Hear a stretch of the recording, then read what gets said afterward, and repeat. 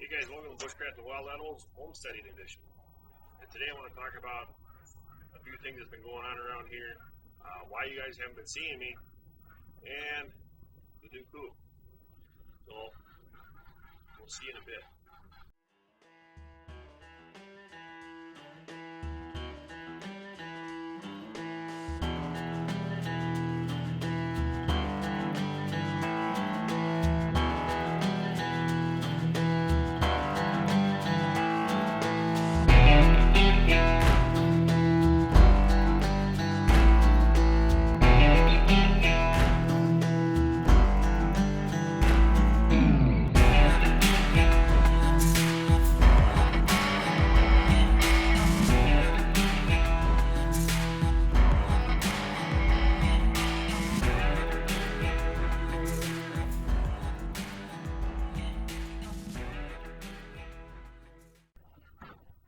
Alright guys, so I've been having some medical issues. I had a mini stroke, so that's why you haven't been seeing me. I've been taking it pretty easy.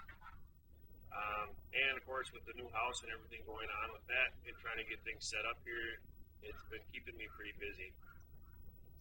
Everything is good. I'm getting a lot better. Everything is fine. So now I'm hopefully that we can get this thing going and doing some more videos. And as far as the new coop here, I am trying to make this thing totally self-efficient as much as I possibly can. And I'm going to go through a lot of that today with you guys so you can see an update. The first part of it, the run is actually brand new. All that used to be on there was just the first part. And now all of our chickens are running around and laying eggs. So what we're doing here, is this is their main run. It is 12 by 16. There's two doors, one that'll come out to the outside here, and then one that comes into the run. What we're gonna do here is, and there's a compost pile. So initially what I'm gonna do for the winter time is I'm going to put OSB on the inside of the coop. I'm going to wrap this whole thing with a plastic, or I'm actually going to go with probably a pro rib steel, but it's going to be clear like I have on the roof up here. We got two panels, and then we'll insulate the top with plastic also, which will allow the greenhouse effect to take an effect and trap that 3 inches of air barrier. There is watering system tubes in there. There's a self feeder. You can fill that up with 100 pounds, and it's good for probably roughly about 2 to 3 weeks. And they're free to roam. And the green right now, this carpet stuff is just more or less a windbreak because it does get really windy. And then back here we have another port for them to come out, and that's supposed to help to keep airflow through the inside more or less, and then another place for them to boogie if they have to. Now back here is my compost bins, and what I want to show you here, I talked in one of my other videos about the byproduct of having chickens is the composting the manure. So what we did is we took grass and the chicken manure and the bedding and mixed it all together to make a compost, and I'll show you guys what that is all about here.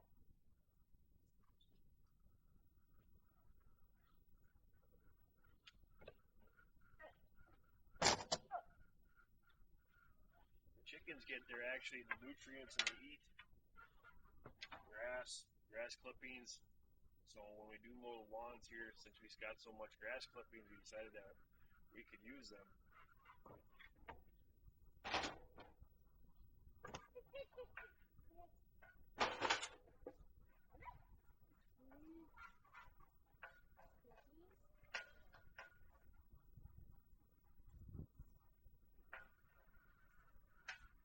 So guys, this is what I was talking about. This is only 2 months old, and 100% smells like you're out in the woods.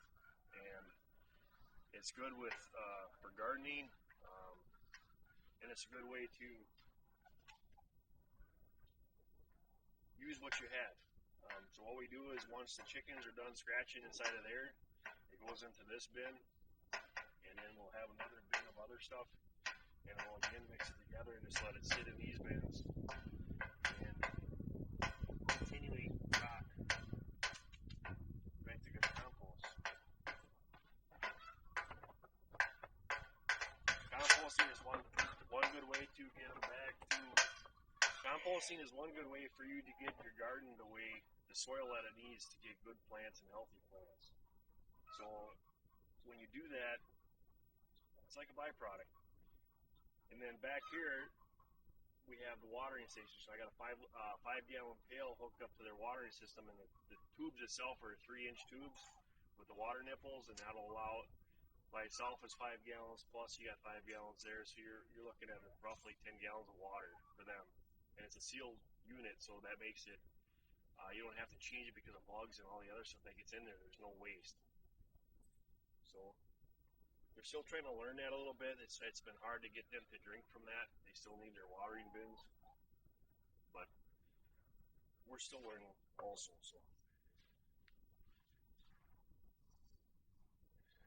So there's those 3 bins. Sounds like I got chicken laying eggs. And they get to roam, wherever they want to. They're not supposed to be in there because we do have turkey vultures here. So guys, anybody out there that knows anything, because I heard that they're protected, they are a nuisance here. So we try to fence them in to this part, but they're still getting through. Doesn't help that Hunter lifts it up, but they're still getting. They're getting through to there, and then the turkey vultures are swinging around and trying to get at them, but they also get feed that way, so it's always a bonus. Happy chickens give you happy eggs. And of course, we got our 3 cows there, and there's our shepherd's boy. Wave, Hunter, say hi. He has done an amazing job with animals and with cows and chickens, so they have this whole area that they can run in.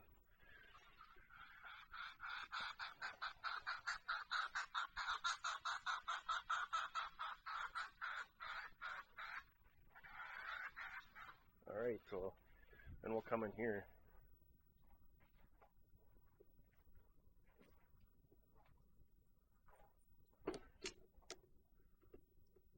So this, guys, is a compost pile that the chickens will actually turn and make us into compost. This is only 2 weeks old, and it's already turning into dirt. They dig through it, and it's warm to the touch. I stick my thermometer in there the other day. It was still running an active pile, and they'll go through here, and we just keep pushing it back up, and they just keep digging through it. And so they're doing all the work for us. They're doing the turning for us. And that allows us to have more free time to do what we need to do. And then when they get all the nutrients and everything out of there that they need, then we take it and put it back, and we'll start all over. And my plan is for this winter is I'm going to use the composting method to heat this whole area. It runs between 120 and 140 degrees usually. With that being said, I should have no problem once I get this sealed off to get it heated for them. And keep them out of the wind and cold.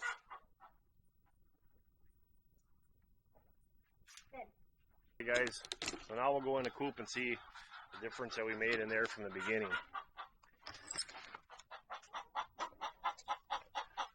So we do have a loudmouth in here right now. There's the main water line coming in. So it comes in the wall from the barrel, and there's 4 nipples in here and 4 nipples outside.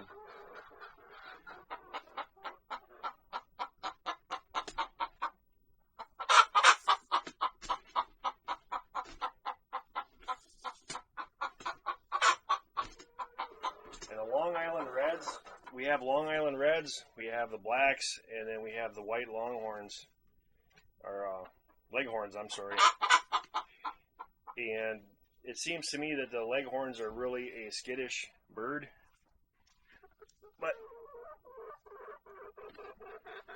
and they do lay white eggs, so with people farm eggs that they don't like the brown ones, but so we give them white eggs.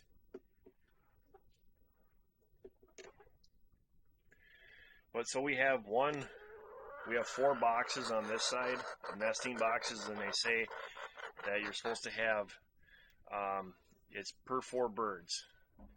So we got this side here, and then over here, I have 2 on top, and I have 2 more on bottom. So right now I'm running 23 birds with a rooster, which is, we can have a little bit more. And your square footage on your birds, guys, really pay attention to that, because they do need space so that they're not hurting each other.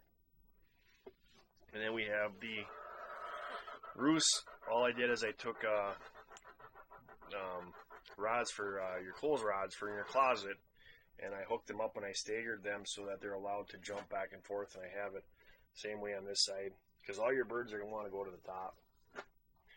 They like to be high, and it is insulated,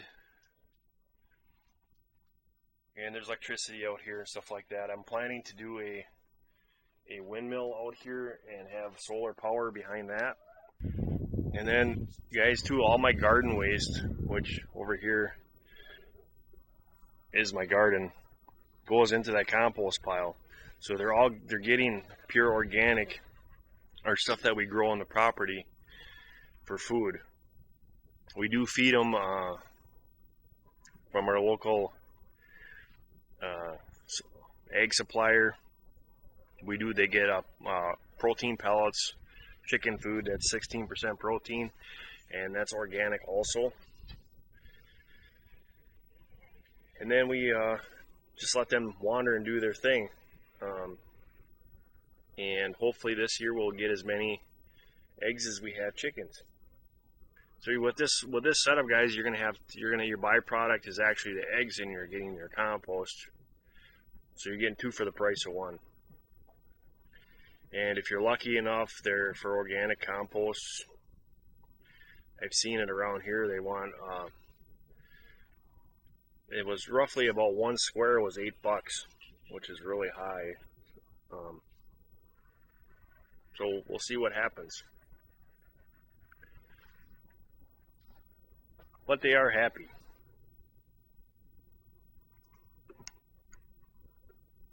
But if you guys got any advice for me for keeping them turkey vultures down to a minimum, I do have a Raptor Recovery area a couple miles from my house, which takes in injured birds of prey and fixes them up and releases them. So in their flight path, we're right in their way, and I need some way to deter them. But the other thing too, guys, that I wanted to talk about was this solar light on this panel right here. Completely solar, and at nighttime it will light this place up like a 4th of July. It's from Patriot Lighting. It does what it says, and I couldn't believe for the price of it. It does a really good job and keeps me able to come out here at nighttime if something's going on and see. It is set up on motion at night, so it does do what it says it's going to do that way. And as you can see, I got all the doors open here because it's pretty much caged in. These guys are free to roam whenever they want. Haven't had any issues yet, but that could also change too. As of we only got 2 months before the snow flies around here. That's going to make it. Everybody's trying to fatten up for the winter, so you got to watch your birds.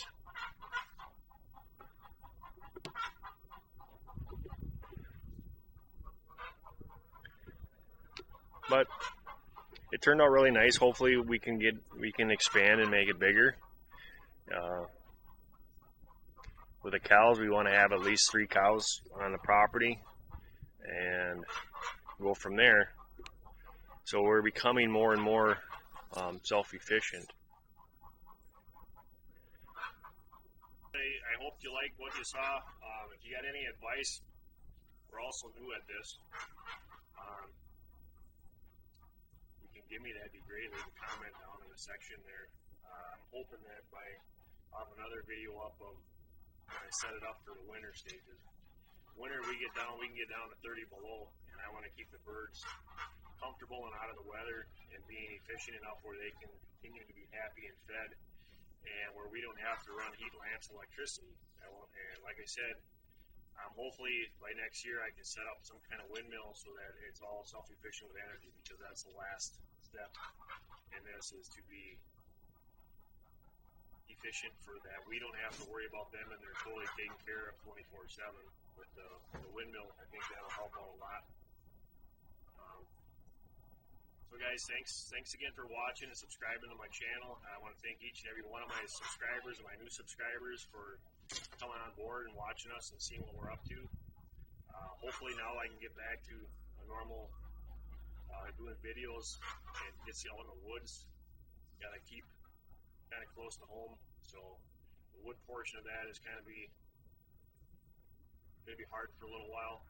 But as far as the homesteading edition, we can do a lot of that. There's a lot of stuff around here that we can show you. So I hope you like what you saw. Please like, share, and subscribe. Thanks again, guys. Until next time, God bless.